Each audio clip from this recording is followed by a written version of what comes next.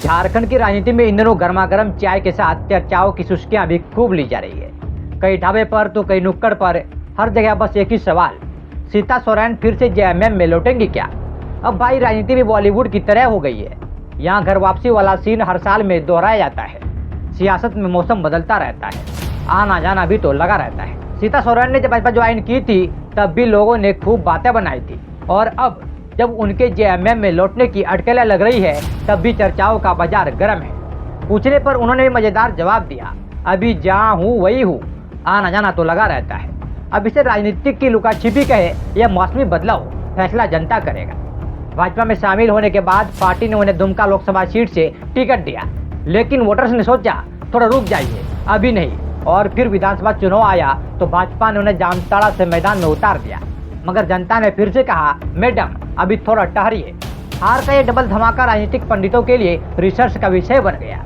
अब जब जेएमएम फिर से सत्ता में लौट आया तो चर्चा तेज है कि घर वापसी ही एकमात्र रास्ता बचा है।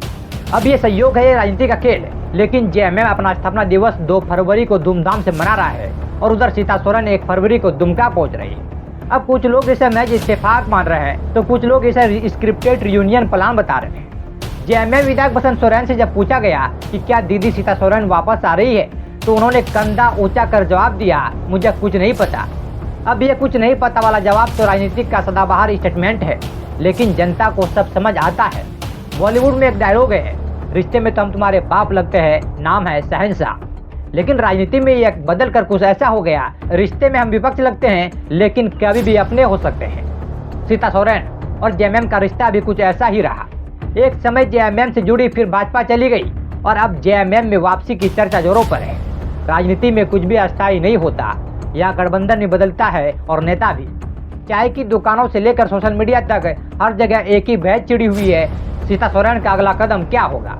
कुछ लोग तो दावे के साथ कह रहे हैं जेएमएम में वापस तय है, तो कुछ कह रहे हैं नहीं भाई, राजनीति में कब कौन पलटी मार दे कहना मुश्किल है।